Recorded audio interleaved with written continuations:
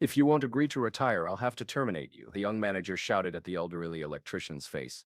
The old man silently removed his gloves, left his locker key on the table, and walked away without saying a word. But 14 days later, when the city's entire central power system failed, the mayor himself knelt before the man's doorstep, hands trembling as he held out a worn, yellowed blueprint. What happened, and why did an entire city suddenly need the very man they had cast aside? Welcome to QH, let's uncover what really happened. Walter Kent was 64 years old, an electrician who had served the city of Briarfield for 3 decades without taking a single sick day. His weathered hands bore the scars of countless repairs, each mark telling a story of power restored during storms, holidays, and emergencies. To the city's infrastructure, Walter was as essential as the copper wires running beneath the streets. His most remarkable quality wasn't his technical skill, though that was considerable.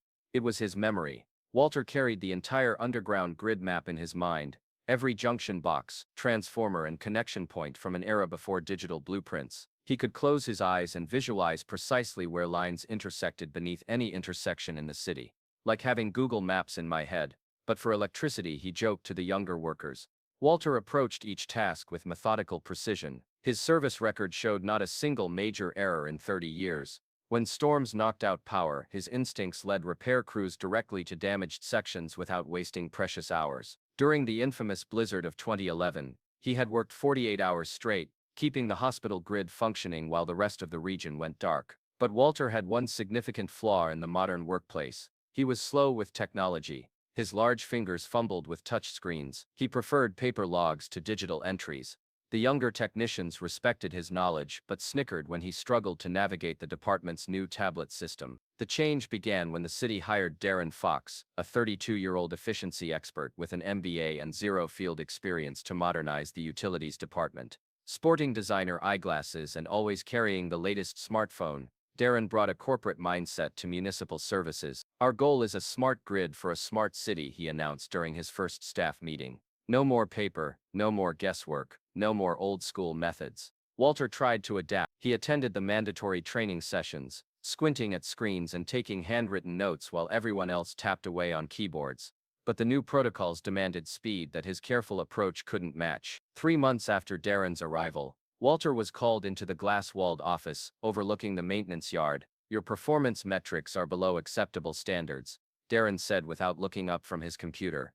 You're taking twice as long to input data as the rest of the team. The actual repairs are done faster, Walter pointed out. I just write slower. That's not how we measure efficiency anymore. Darren finally looked up. The city is investing millions in a smart grid. We need people who can work with AI systems, not analog dinosaurs. Walter nodded slowly. I can learn. I've adapted to dozens of changes over 30 years. That's just it, Darren sighed with theatrical patience. Your time has passed. I need people who are updated, not living museum pieces. The exchange might have remained private, but Darren had left his office door open. A dozen workers heard every word.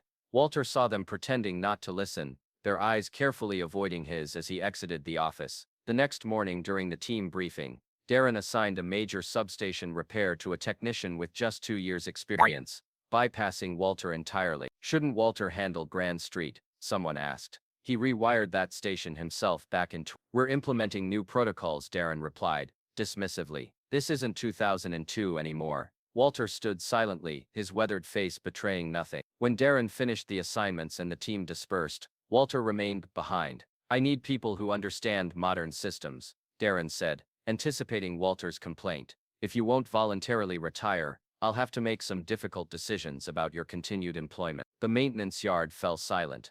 Everyone watched as Walter slowly removed his work gloves, carefully folded them, and placed them on the dispatch desk. Without a word, he unclipped his ID badge, removed his locker key, and set them both beside the gloves. Then, with dignity and tact, he walked across the concrete floor toward the exit. No dramatic speech, no angry outburst, just the steady footsteps of a man who had measured his worth in work well done, not in words. He was good in his day, a young electrician whispered as the door closed behind Walter. But it's the age of smart technology now. Darren quickly filled the vacancy with a recent technical college graduate. In an internal newsletter published the following week, he was quoted saying, "We're rejuvenating our workforce to align with Briarfield's vision of becoming a model smart city." Sometimes that means making difficult personnel changes. Within days, Walter Kent's 3 decades of service had been reduced to a nameplate removed from a locker, an empty space in the employee parking lot, and a folder marked archived in the Human Resources database. Walter retreated to his modest home on the outskirts of Briarfield, a small bungalow with a workshop in the backyard. Unlike his former colleagues who stayed connected through social media and smartphones, Walter had always been a private person. Without work, his isolation deepened. His landline rarely rang. He declined the few invitations he received to retirement gatherings. Instead, he filled his days with the books and manuals he'd collected over decades. Electrical codes from different eras, handwritten notes on specific repairs, diagrams he'd sketched of unique solutions to unusual problems. Sometimes he would spread them across his kitchen table, tracing the evolution of the city's power grid as it had grown and changed during his tenure. One afternoon, while Walter was pruning rose bushes in his front yard, a 10-year-old boy from next door approached the fence. "My dad says you used to fix electricity for the whole city," the boy said, balancing his skateboard against his leg. "Is that true?" Walter smiled, wiping soil from his hands. "I helped keep the lights on for a while, yes. Did you do anything important, like something that would be in the news?" Walter considered this, then replied, "I kept the power running through 3 consecutive hurricane seasons, 37 straight days once, when the coastal substations were underwater." The boy looked skeptical. "I Googled you, but nothing came up." "Not everything important makes it onto Google," Walter said gently. The boy shrugged, clearly unimpressed by accomplishments that hadn't been digitally recorded, and skated away. This exchange lingered with Walter longer than it should have. That evening he found himself searching his own name online. The results were sparse. A mention in a city newsletter from 2004, when he'd received an employee commendation. A photo from a public works department picnic, and nothing that captured 30 years of pre-dawn callouts, holiday emergencies, or the intricate knowledge he'd accumulated. Meanwhile, Briarfield was moving forward with its transformation into a model smart city. The centerpiece was a new power management system,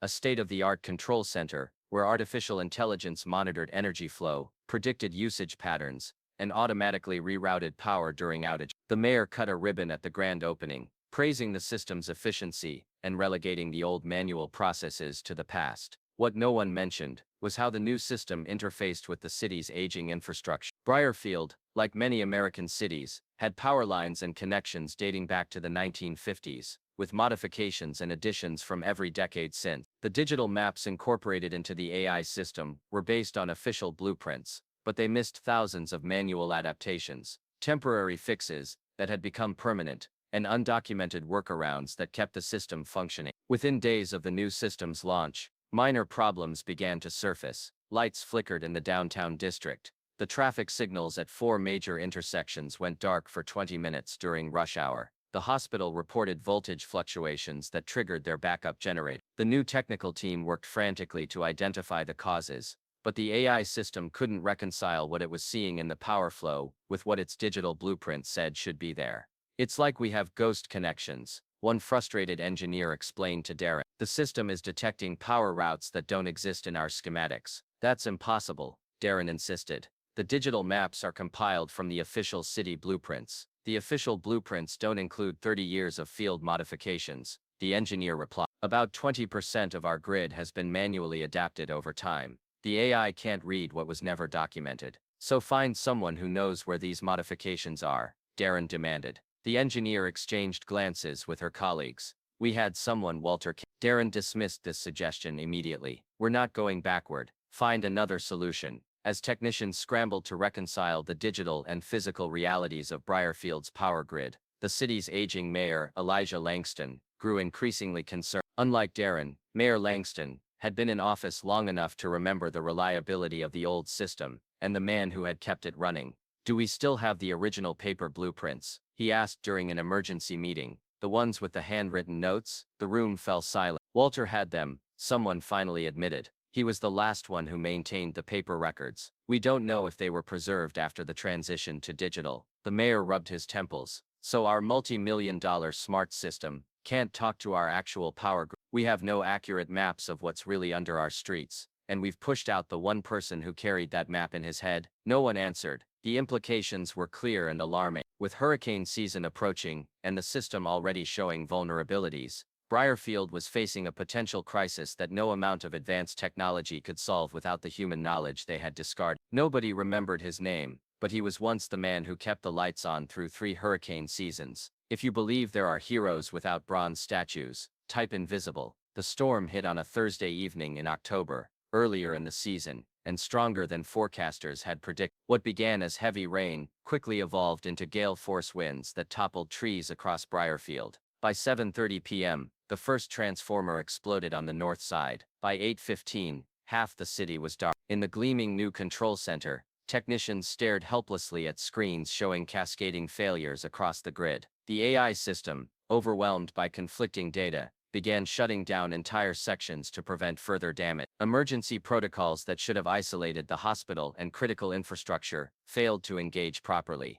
Mayor Langston stood behind the lead engineer, watching as the digital map of Briarfield transformed from reassuring green to alarming red, sector by sector. The substation on Grant Street is the key, the engineer explained, sweat beading on her forehead despite the room's climate control. If we can restore that, we can stabilize enough power to run emergency services. So fix it, Darren demanded, his polished corporate demeanor cracking under pressure. We can't find the proper connection points, she admitted. The substation was modified in 2002 during the downtown expansion. The grounding system is non-standard. We try one configuration, and it shorts out. The AI can't help because it doesn't recognize the custom set. Call every retired utilities worker, until you find someone who knows that substation, the mayor ordered. We've been trying, Dr. Patel. The engineer said, there's really only one person who would know every detail. She didn't need to say the name. Outside, the storm intensified. Reports came in of flooding in the eastern neighborhoods. The hospital had switched to backup generators, but those had limited capacity. The fire department radioed that without power to pump stations, their ability to fight fires would be severely compromised within hours. At 9:47, Mayor Langston made his decision. Against Darren's protests, he gathered what they had: a partial blueprint, a city vehicle, and his executive authority, and drove through the storm-lashed streets to a small bungalow on the outskirts of town. Walter Kent was sitting on his covered porch, watching the storm by the light of an old battery-powered lantern. He wasn't surprised when the city vehicle pulled into his driveway. He'd been expecting someone since the first flicker of his own lights 3 hours early. What did surprise him was seeing the mayor himself emerge from the passenger seat, clutching a plastic-wrapped bundle of papers. As rain pelted down, Mayor Langston approached the porch, and then in a gesture that would soon be captured by the driver's phone camera, and shared thousands of times online, he knelt on the wet walkway. Walter, he said, his voice barely audible above the wind, we were wrong. The city needs you. Walter said nothing, his weathered face illuminated by the lantern's glow. Mayor Langston held out the soggy blueprints, incomplete copies of the originals that Walter had maintained for decades. The Grant Street substation is down. The hospital has maybe 4 hours of generator power left. We can't figure out the grounding configuration you installed. Walter took the papers, unfolded them carefully, and studied them for precisely 10 seconds. Then he pointed to a specific junction. Your new system linked the underground bypass to the wrong grounding point, he said matter-of-factly. It's not the AI that's failing. It's that whoever installed it didn't understand how the old system was balanced. He stood up and reached for his old work coat, hanging by the door. I'll come, not for recognition, not for the city administration, but because there are people in that hospital who need electricity to survive. Within 30 minutes, Walter was at the Grant Street substation. The technical team that greeted him included faces he recognized, and many he did. All of them, even Darren, especially Darren, watched in respectful silence as the old electrician oriented himself among the machinery he had once known as intimately as his own home. Walter pulled a broken pencil stub from his pocket, a habit so ingrained he'd carried it even in retirement, and began issuing clear, concise directions. His hands moved with practiced precision, identifying connection points, and explaining the logic behind the custom configuration he'd implemented years ago. The downtown grid was overloading during peak hours, he explained as he worked. We couldn't get approval for a full upgrade, so we created a bypass system that redistributed load during emergencies.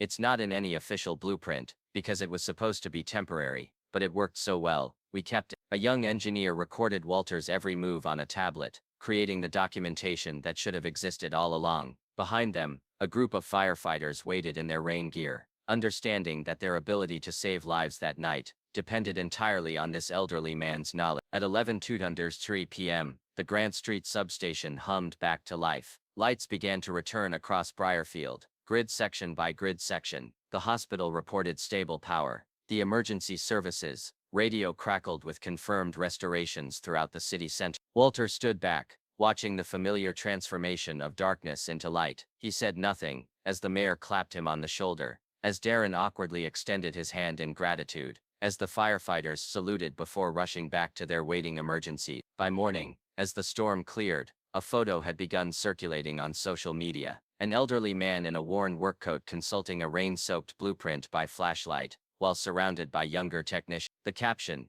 written by the engineer who had recorded his work, read simply, "The old man with hand-drawn maps just saved our city from darkness."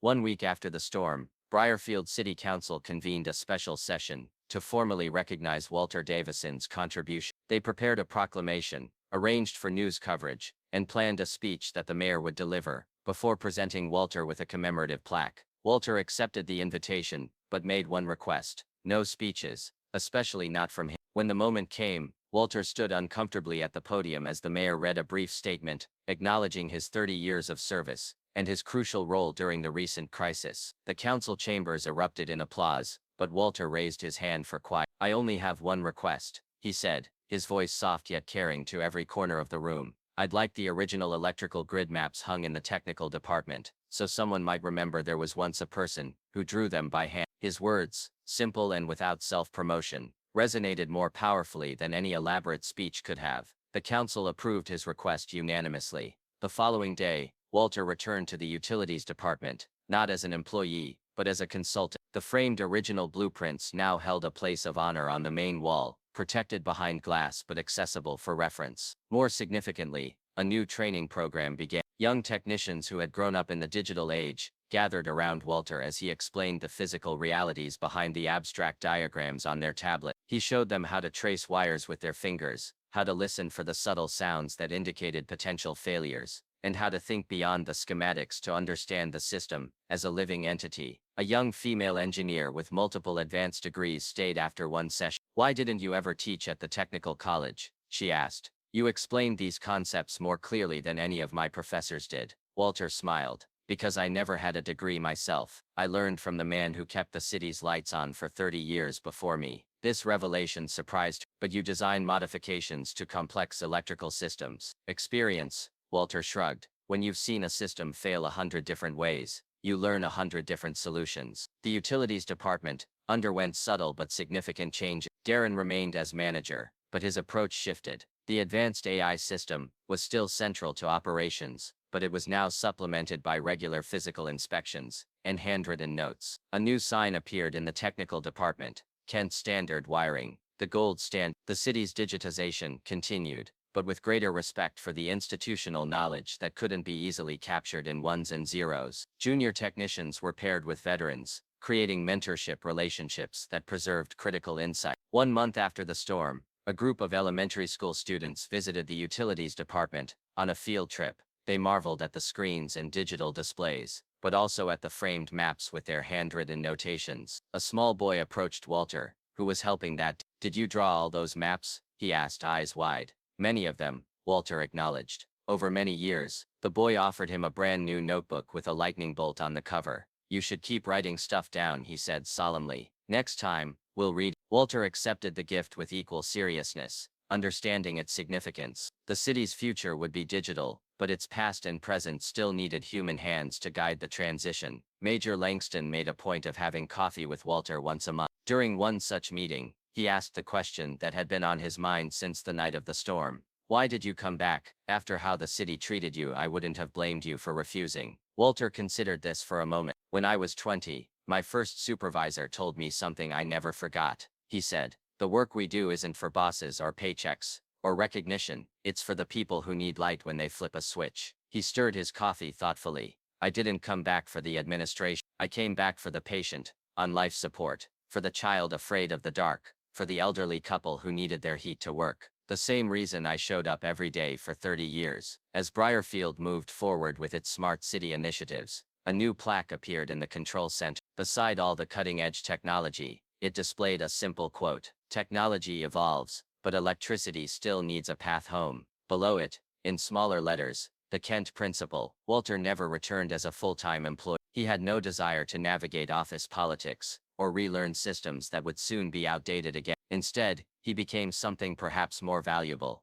a bridge between generations, between analog and digital, between the physical infrastructure, beneath the streets, and the abstract representations on screen. Children in Briarfield schools now learned about electrical systems through a program called How Does Your City Work? When they asked who kept the lights on, they learned about both the advanced AI system and the human hands that still sometimes needed to guide it. Walter's legacy wasn't a statue in the town square, or his name on a municipal building. It was in the lights that stayed on during the next storm, and in the young technicians, who knew that sometimes the most important tool wasn't a tablet or smartphone, but the knowledge carried by those who came before them. Some people don't need titles to make an impact. They just need a blueprint, and a city brave enough to bow its head. That evening, as Walter sat beneath the warm glow of a street lamp, now powered by the very system he'd helped preserve, he watched families return to lit homes, unaware of how close darkness had crept. He didn't need the flick of every switch, the hum of every refrigerator, and the gentle warmth in every room was the only thanks he ever wanted. Some men build legacies, not in headlines, but in quiet circuits of care. You may forget this story in a few days, but if nobody retells it, history will remain silent forever. Subscribe to Incredible Stories, where justice, kindness, and memory are protected until the end.